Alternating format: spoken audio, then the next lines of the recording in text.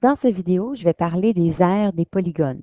On va voir ensemble, je vais expliquer les formules des principaux polygones. En premier, on va commencer par le carré. Le carré a 4 côtés congrus. Si vous regardez, ce carré-là a des côtés qui mesurent tous 3 unités. À ce moment-là, si vous voulez trouver l'aire du carré, vous avez à trouver la surface intérieure. Combien de petits carreaux possède ce carré? Il en possède 9. Comment on peut faire pour trouver qu'il y a 9 cm²? On fait 3 fois 3. On fait côté fois côté. S'il s'agit d'un rectangle, maintenant, on va changer les dimensions. Admettons que j'ai un rectangle dont les dimensions sont 3 cm par 10 cm. Encore une fois, si on s'amusait à compter tous les petits carrés qui sont à l'intérieur de ce rectangle, on en compterait 30 parce qu'on fait longueur fois largeur ou encore on fait base fois hauteur. On a terminé pour les carrés et les rectangles. On va passer maintenant au parallélogramme. On a ici un parallélogramme. Ce côté représente la base et ce côté ici, ce segment représente la hauteur. On se rappelle que la hauteur doit être perpendiculairement euh, par rapport à la base. Ce côté qui est ici n'est pas la hauteur. Alors, regardez.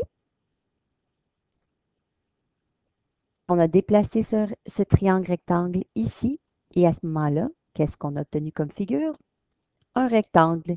C'est pour ça que la formule d'un parallélogramme est la même que celle d'un rectangle. Base fois hauteur. Maintenant, le triangle. Regardez, si je transforme ce triangle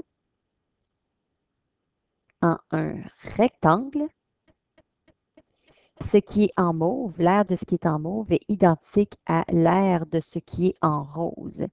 C'est pour ça qu'on fait base fois hauteur. Ça permettrait de trouver l'aire de tout le grand rectangle au complet. Et étant donné qu'on veut juste la moitié, on veut juste l'aire d'un triangle, on divise par 2.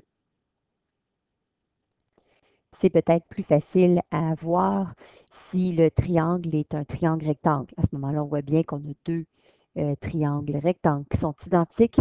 La formule base fois hauteur, on n'oublie pas de diviser par 2 parce qu'on veut juste l'aire d'un des deux triangles. On a ici un losange. Un losange, ce que vous voyez qui est tracé à l'intérieur, ce sont les diagonales. La grande diagonale et la petite diagonale. Maintenant, observez bien ce qui est en jaune. Maintenant, on obtient un grand rectangle. Alors, c'est comme si la grande base était la grande diagonale et la hauteur était la petite diagonale. Alors, c'est pour ça que maintenant, la formule va être la suivante. On fait la grande diagonale fois la petite diagonale et on divise le tout par 2. On termine avec le trapèze. Vous voyez ici qu'on a la grande base, la petite base et la hauteur. La formule est grande base plus petite base fois hauteur divisé par 2.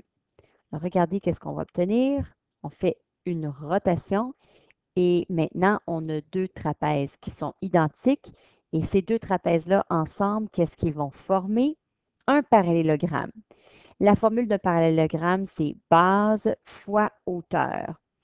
Alors, on utilise maintenant ce côté qui est grande base plus petite base fois la hauteur et on divise par 2 parce qu'on veut seulement l'aire d'un des trapèzes. On veut seulement l'aire d'un des deux trapèzes. Alors voilà, ce sont les différentes formules. Maintenant, à vous de pratiquer.